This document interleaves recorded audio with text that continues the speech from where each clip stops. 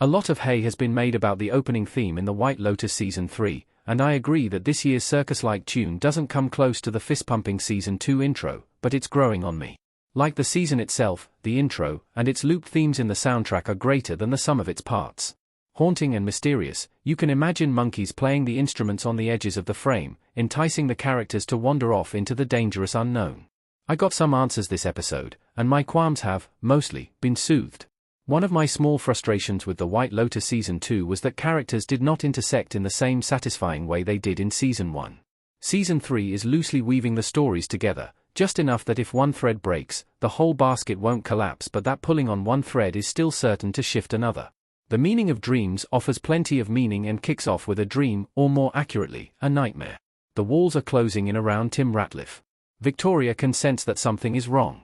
Piper, Sarah Catherine Hook, Victoria, Parker Posey, and Lachlan, Sam Nivola, standing together in the White Lotus Season 3. Victoria, Parker Posey, finds herself on the beach as her family watches her. She turns back towards the ocean and sees a massive tsunami headed her way. Victoria doesn't lurch up in a sweat, instead, she slowly opens her eyelids. Add another tally to her odd reactions this season.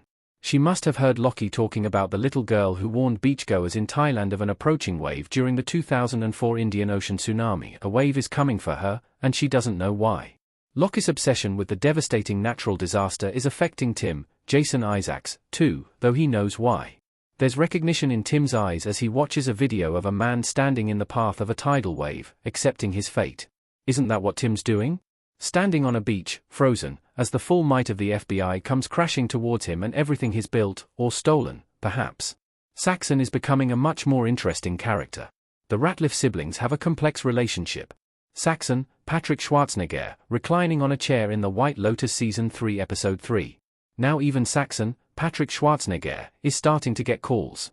A paranoid Tim promptly takes his family's electronics and gives them to Pam, Morgana O'Reilly, their personal staff member.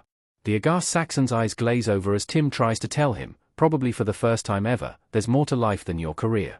Unfortunately for Tim, this also means he has to give up his phone.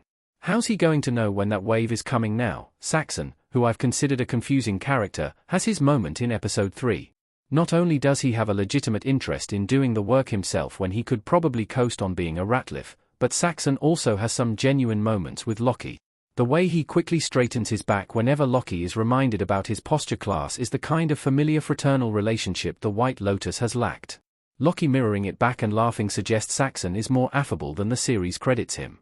More curiously, when Piper, Sarah Catherine Hook, teases her older brother, saying he always gets what he wants, Saxon fires back with a, "No you," so incensed that Piper is startled. I can't believe it, but I want more Saxon. Sex-obsessed, frat bro as he is, he's my guest of the week. Everyone gets their moment in Episode 3. Belinda has her suspicions about Gary.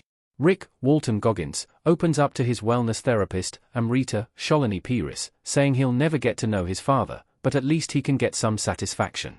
What that means is hazy, but it may have something to do with Sritala's husband, who happens to be recovering in nearby Bangkok. Later, after Chelsea gets bitten by a cobra at a snake show, Chloe, Charlotte Le Bon, suggests maybe she shouldn't come on Gary's, John Gry's, boat.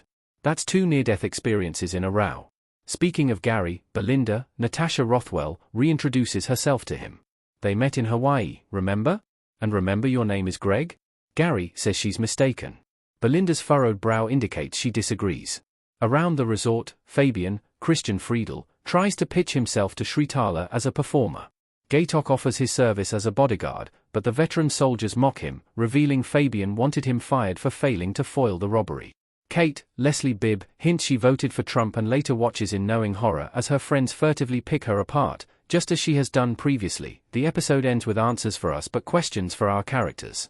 Victoria asks Tim if something is wrong. Laurie asks Jacqueline how self-defeating Kate must be. And Belinda asks, the F***K is that, when she hears something crawling around the dark recesses of her suite.